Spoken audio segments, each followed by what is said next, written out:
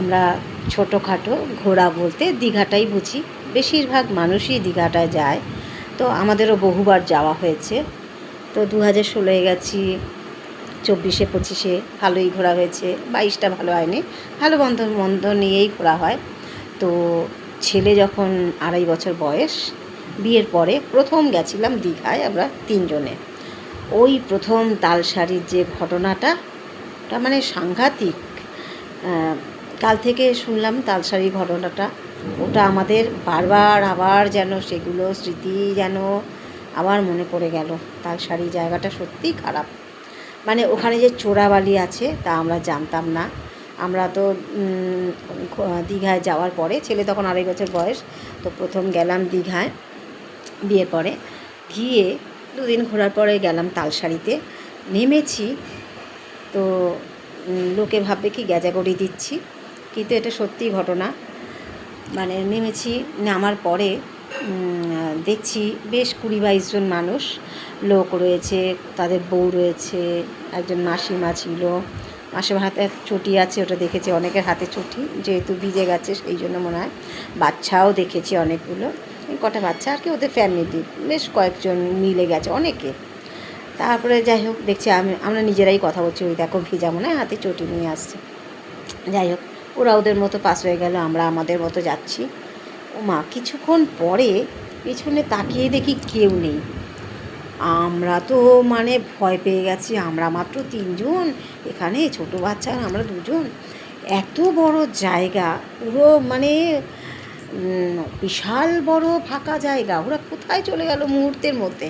আর তাছাড়া উঠতেও তো সময় লাগছে, আমরা যেভাবে নামলাম, হ্যাঁ, আর তারপরে মাসিমা রয়েছে, বাচ্চা রয়েছে, তাদের তো নামতে তো একটু সময় লাগবে, উঠতে তো সময় লাগবে। কারুকেই দেখতে পেলাম না। আর ওই তালসারি কাল থেকে খালি ভাবছি যে কী অবস্থা, ওখানে চোরাবালি আছে আমরা জানতাম না।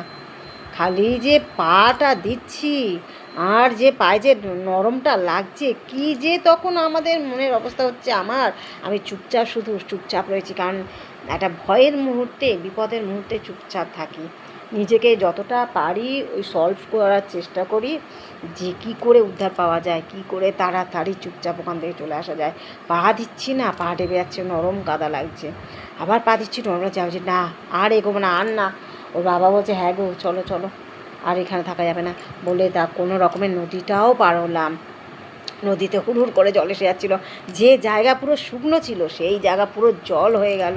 ওখানে নৌকো ছাড়া আর যাওয়া যেত না। আর আমরা জানি না, নতুন গেছি, আর কেউ নেই, আমরা 3 জন ছাড়া কেউ নেই, ওপারে শুধু কয়েকটা ছেলে মেয়ে, আর ওরা তো লোকাল, ওরা সবই জানে। ছেলে তো মাত্র 2.5 বছর বয়স ছিল, ওর কি আর মনে থাকবে। আমরা গল্পটা করছি, জানিস বাবা, হ্যাঁ, তোকে তাড়াতাড়ি বাবা কাঁধে তুললো আর আমার হাতটা ধরলো, তাড়াতাড়ি, মানে জল এসে গেছে সবে, হুড় করে আমরা তাড়াতাড়ি পার হয়ে গেছি।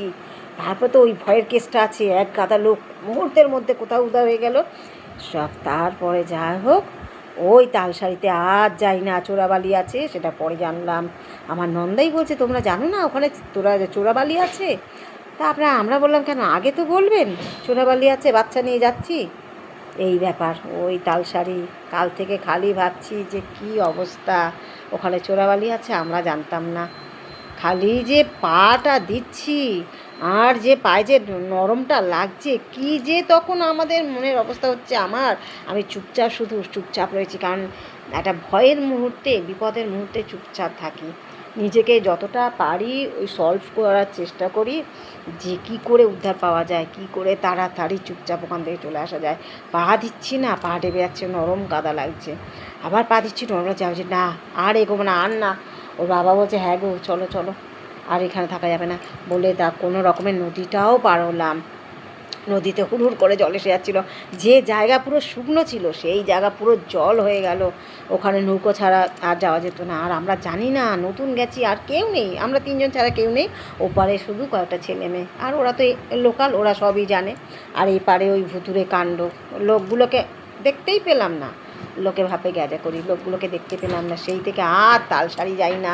চন্দনেশ্বর মন্দির গেছিলাম তোমার শঙ্করপুর হয়ে, তারপরে চাঁদপুরও গেলাম, ভালো লেগেছে। ঘুরতে যেতে হবে কিন্তু মানে খুব সাবধানে।